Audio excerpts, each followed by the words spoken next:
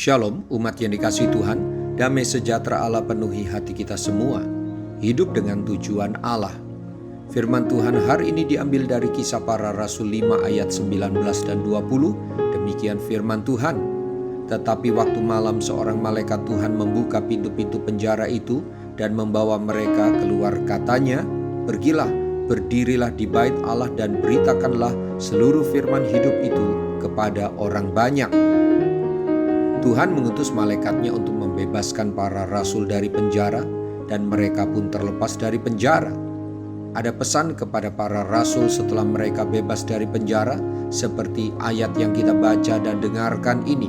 "Pergilah, berdirilah di bait Allah dan beritakanlah seluruh firman hidup itu kepada orang banyak." Rupanya pembebasan para rasul oleh malaikat memiliki tujuan dan maksud khusus.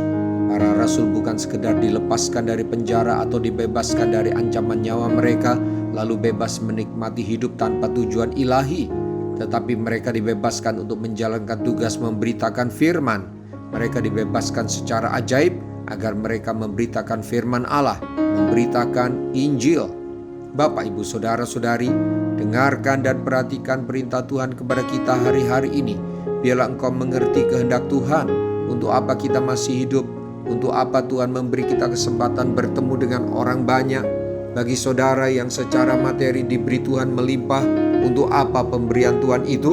Saudara yang diberi Tuhan kecerdasan dan kreativitas bahkan di atas rata-rata, untuk apa itu ada pada dirimu dan hal lainnya? Bahkan ketika Anda dalam pergumulan lalu berdoa meminta pertolongan Tuhan, untuk apa pertolongan itu saudara minta? Andai Anda yang sakit lalu sembuh, Anda yang miskin lalu berkecukupan, untuk apa kesembuhan itu? Untuk apa kecukupan itu? Mari terima kehendak Tuhan. Dia mau pakai segala yang Ia berikan untuk memberitakan Yesus yang penuh kasih, juru selamat orang berdosa. Hiduplah dengan tujuan Allah. Mari kita berdoa. Tuhan Yesus, saya mau hidup sesuai dengan maksud dan tujuan Tuhan dalam hidup saya. Saya sadar selama ini saya hidup untuk agenda saya sendiri, untuk kepentingan saya sendiri. Ampuni saya. Saya sadar Engkau punya rencana, punya tujuan hidup dalam hidup saya. Bantulah saya mengerti kehendak-Mu secara khusus bagi saya dan keluarga. Terima kasih buat firman-Mu. Dalam nama Tuhan Yesus, haleluya. Amin. Sampai jumpa besok dengan suara gembala, firman Allah yang hidup. Tuhan Yesus memberkati.